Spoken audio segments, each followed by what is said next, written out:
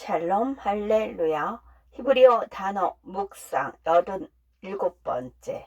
하나님은 버리지 아니하시며. 신명기 31장 8절. 그리하면 여호와 그가 네 앞에서 가시며 너와 함께 하사 너를 떠나지 아니하시며 버리지 아니하시리니 너는 두려워하지 말라, 놀라지 말라. 학대받는 아이들은 그들이 아는 전부이기 때문에 항상 학대자를 보호할 것입니다. 아이들은 그 사람을 두려워하고 상황을 미워하지만 아이들의 눈에는 그것이 무엇이든 버림받는 것보다 낫습니다. 위탁 가정에서 어린 시절을 보낸 한 여성이 한 말입니다. 위 연구 구절에서 모세는 약속의 땅 점령을 앞둔 이스라엘 백성 앞에서 여호수아를 격려한다. 모세는 여호수아에게 두 가지 확신을 주며 용기를 주고 두려움을 없애준다. 하나님께서 그를 실패하게 하거나 버리지 않으실 것이라고 약속한다. 이 두 확신은 같은 말로 들리고 다소 중복되는 것 같다. 하나님이 우리를 실패하지 않게 하신다는 것은 그분이 우리를 버리거나 떠나지 않으신다는 뜻이지 않은가. 히브리어에는 누군가를 실패시키는 것과 버리는 것은 실질적인 차이가 있다. 실패를 의미하는 히브리어는 라파이다. 이 단어는 밧줄을 당기는 사람의 힘이 약해지기 시작할 때 사용한다. 어떤 일에 지치고 피곤한 사람에게 사용된다. 목회자인 나는 루머티즘 관절염으로 누워있는 교인을 자주 방문했다. 그녀의 이름은 데이지이고 남편은 해널드이다. 나는 항상 해널드가 침대 옆에서 데이지를 돌보고 요리하고 변기를 비우고 목욕시키고 수시로 그녀의 손을 잡아주는 모습을 자주 보았다. 해널드는 절대 데이지를 라파하거나 실망시키지 않았다. 그는 그녀를 돌보는 일에 지치거나 피곤해하지 않았다. 그러던 어느 날 해널드가 심장마비로 병원에 입원했다. 내가 병문안 갔을 때 그가 가장 먼저 한 질문은 데이지의 안부와 누가 돌보고 있었는지에 대한 것이었다. 해널드는 데이지를 돌볼 수 없다는 사실에 마음이 아파서 울었다.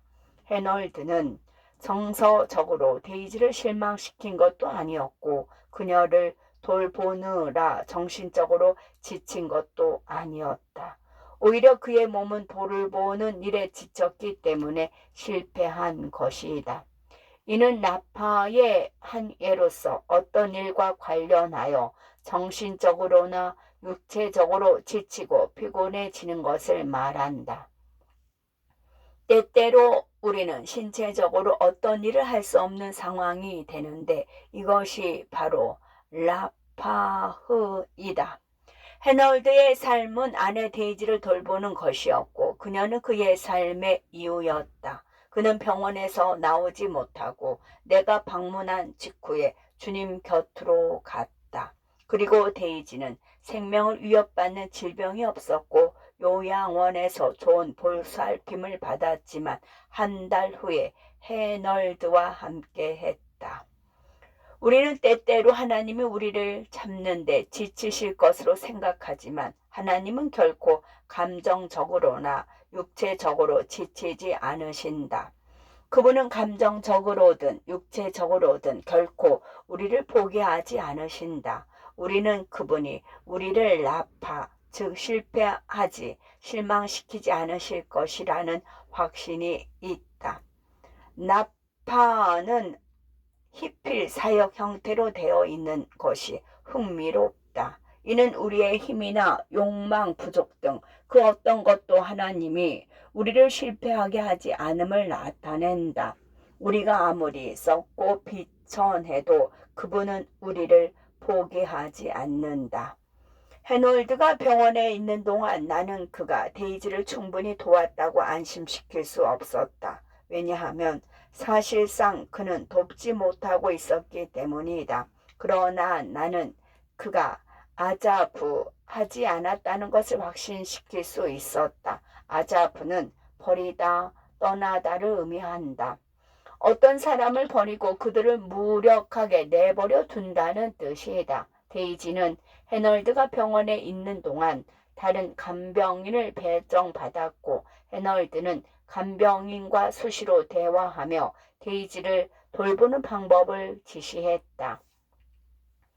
따라서 데이지가 다른 사람의 보살핌을 받고 있더라도 해널드는 그 보살핌을 주도하고 있었다. 비록 해널드가 물리적으로 아내와 함께 할 수는 없었지만 데이지도 해널드가 여전히 자신을 돌보고 있다는 것을 알고 있었다.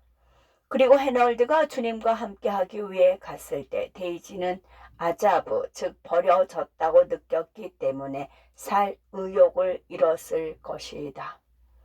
하나님이 라파, 지치거나 피곤해져서 실패하게 하실 수 있다면 우리는 어떻게든 견딜 수 있을 것이다. 그러나 그분이 아자부, 우리를 버리신다면 당신은 어떨지 모르겠지만 나는 감당할 수 없는 일이 될 것이다. 연구 구절의 시작 부분에 인용할 인용문에서 위탁 가정에서 자란 릴케라는 여성이 표현한 것처럼 그것이 무엇이든 버림받는 것보다 낫다. 내게는 하나님께 버림받았다는 생각이 나를 치유하지 못하거나 경제적인 어려움에서 구해내지 못하는 것보다 더 두렵다. 먹고 살기 위해 돈을 구걸하는 종이컵을 들고 길모퉁이에 서 있는 것은 견딜 수 있다. 하지만 하나님이 나를 떠난다면 나는 절망할 수밖에 없다. 그래서 하나님은 우리를 라파, 실패하지 않겠다고 약속하셨고 이는 좋은 소식이지만 더 좋은 소식이 있다.